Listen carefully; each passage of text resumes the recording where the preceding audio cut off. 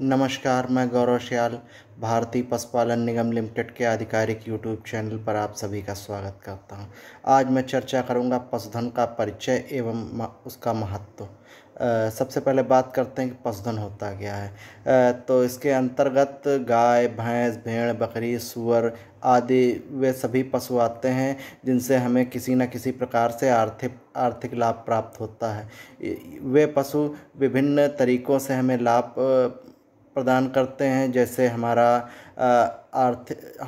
सामाजिक व आर्थिक इस स्तर ऊंचा उठाकर, हमारी संपदा इत्यादि को बढ़ाकर, आर्थिक स्तर पर इनसे हमें दूध, मांस, बाल आदि प्राप्त होते हैं तथा साथ ही कुछ जो जंतु पशु हैं जिनका प्रयोग भारवाहक तथा आवागमन के साधन के रूप में होता है, जैसे भैंसा, घोड़ा, ऊंट, खच्चर आदि। इन सबके साथ ही पोल्ट्री भी हमारा आर्थिक लाभ प्राप्त करने का एक महत्वपूर्ण साधन है, जिससे हमें मांस, अंडा इत्यादि प्राप्त होता है। तथा इस प्रकार स्पष्ट है कि हमारी अर्थव्यवस्था में पशुधन व पशुपालन का बहुत आर्थिक महत्व है। अब बात करते हैं कुछ पशुओं के जो हैं वैज्ञानिक नामों के बारे में। जैसा कि आप सभी जानते हैं कि एक बाइनोमियल द्विनाम पद्धति होती है जिसे कैरोलस लिनियस ने दिया था। इसके अंतर्गत जब किसी का हम साइंटिफिक नेम लिखते हैं तो उसके में पहला अक्षर कैपिटल लेटर से तथा अंतिम वर्ड जो है स्मॉल लेटर से लिखा जाता है, तथा जीनस को अलग अंडरलाइन तथा स्पीसीज को अलग अंडरलाइन की जाती है। यह एक बाइनॉमिनल थ्योरी है जो कि कैरोलस लिनियस द्वारा दी गई है। अब बात करते हैं, जैसे कैटल है हमारी देसी गाय, तो उसका साइंटिफिक नेम होता है बॉस इंडिकस, तथा हमारी विदेशी गाय उसका नाम होता है बॉस टॉयरस। और हमारी जो भैंस है तो उसका साइंटिफिक नेम होता है बुवेलिस बुवेलिस, तथा सिप का जो साइंटिफिक नेम होता है वो ओविस एरिस होता है, तथा गोट का कैप्रा हेरिकस होता है।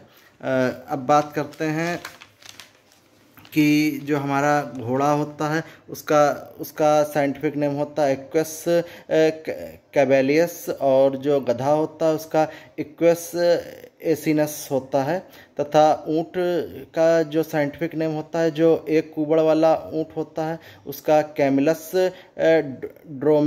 ड्रोमेडियस, तथा जो दो हम्प वाला कैमल होता है उसका कैमिलस बैक्ट्रियनस होता है, तथा सूअर का साइंटिफिक नेम सस स्पीसीज, तथा डॉग का जो है कैनिस फैमिलियरिस होता है। अब बात करते हैं पशुपालन की। पशुपालन का अर्थ होता है पशुओं का प्रजनन करवाना तथा उनसे लाभ प्राप्त करना तथा उनकी देखभाल करना। इसके अंतर्गत यह शाखा प्रजनन, खान पान, प्रबंधन तथा प्रभावशाली रोग नियंत्रण तथा पशुओं से प्राप्त उत्पाद तथा उप उत्पाद से सीधा संबंध रखती है, तथा एक बेहतर सुदृढ़ पशुपालक अच्छे सामाजिक व आर्थिक लाभ को तेजी से बढ़ाता है। अब बात करते हैं पशुधन प्रबंधन की। पशुधन प्रबंधन लाइव स्टॉक मैनेजमेंट के अंतर्गत पशुपालन के वे सभी उन्नत पद्धतियां शामिल की जाती हैं जो पशुधन से संबंधित उचित उत्पादन व लाभ प्राप्त करने में सहायक होती हैं, जैसे प्रजनन, निष्कासन, खान पान या अन्य प्रबंध। इसके साथ ही पशुधन से प्राप्त उत्पादों के जल्दी व उचित उपयोग से सीधा संबंध भी रखा जाता है। अब बात करते हैं पशुओं का वर्गीकरण। इसके पशुओं को उनके जुगाली करने तथा पेट की संरचना के आधार पर 3 महत्वपूर्ण श्रेणियों में बांटा जाता है। सबसे पहले बात करते हैं रूमिनेंट्स की। इस श्रेणी के अंतर्गत वे पशु आते हैं जिनका पेट 4 भागों में बटा होता है। सबसे पहले बात करते हैं रूमेन, रेटिकुलम, ओमेजम, एबोमेजम। तो आपका जो रूमेन, रेटिकुलम, ओमेजम होता है ये 4 स्टमक होता है, तथा ट्रू स्टमक में जो है केवल एक ही भाग आपका एबोमेजम आता है। तथा इसके जो एग्जाम्पल हैं वो आपका गाय, भैंस, भेड़, बकरी, नीलगाय, जिराफ आदि। ये पशु जो हैं जुगाली करते हैं। इनका जो पेट होता है वो 4 भागों में बटा हुआ होता है। अब बात करते हैं नॉन रूमिनेंट्स की।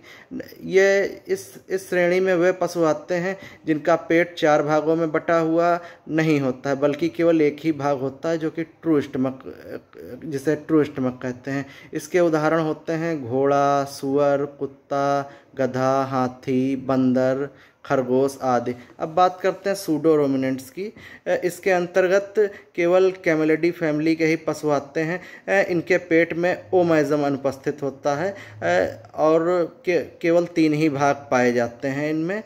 ओमैज़म अनुपस्थित होता है तो केवल 3 भाग आपके रूमेन, रेटिकुलम और एबोमैज़म पाया जाता है। इनके उदाहरण ऊँट, लामा आदि होते हैं। अब बात करते हैं कुछ आंकड़ों पर जो है प्रभाव डालते हैं, जो आपका जो लाइव स्टॉक सर्वे 2019 का है उन पर प्रकाश डालते हैं। सबसे पहले बात करते हैं कैटल की, जिनकी जो आपकी जो इनकी ये संख्या है मिलियन में है। तो बात करते हैं 2012 में जब आपका जो लाइव स्टॉक सर्वे हुआ था उसमें गायों की संख्या 190.9 मिलियन थी और अब जो 2019 में सर्वे हुआ है तो उसमें उसकी संख्या आपकी कैटल की 192.49 मिलियन है।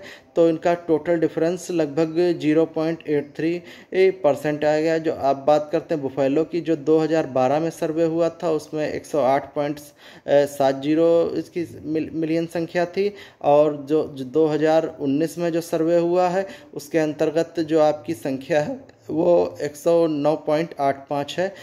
कुल जो आपका 1% का जो डिफरेंस आया हुआ है। और गोट की बात करते हैं, गोट की 2012 में 135.17 मिलियन इनकी संख्या थी और जो उसकी संख्या अब जो 2019 में सर्वे हुआ है उसमें 148.88 जो है संख्या है, मिलियन संख्या है।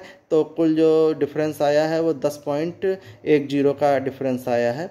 और जो सिप की जो 2012 में सर्वे हुआ था उनमें 65.06 मिलियन संख्या थी इनकी, जो कि अब 74, और 2019 में जो सर्वे हुआ उनमें 74.26 मिलियन संख्या, 14.10 का डिफरेंस आया। जैसा कि आप सभी लोग जानते हैं कि मिल्क प्रोडक्शन में इंडिया की पहली रैंक है, लेकिन और इंडिया की पहली रैंक है, लेकिन सबसे ज़्यादा जो गाय का प्रोडक्शन है वो डेनमार्क का सबसे ज़्यादा है। वहाँ पर टोटल की जब बात करेंगे तो इंडिया का सबसे ज़्यादा मिल्क प्रोडक्शन है और जब प्रति गाय की बात करते हैं तो डेनमार्क का सबसे ज़्यादा प्रोडक्शन है। और जब बात आती है प्रदेशों की तो प्रदेशों में सबसे ज़्यादा मिल्क का उत्पादन उत्तर प्रदेश में होता है, लेकिन जब बात आती है जो प्रति गाय की बात आती है तो सबसे ज़्यादा जो है प्रोडक्शन आपका पंजाब का है। नमस्कार, आप लोग हमारे चैनल को अधिक से अधिक लाइक करिए, शेयर करिए, जिससे आप लोगों को आगे की नोटिफिकेशन मिलती रहे। तब तक के लिए नमस्कार।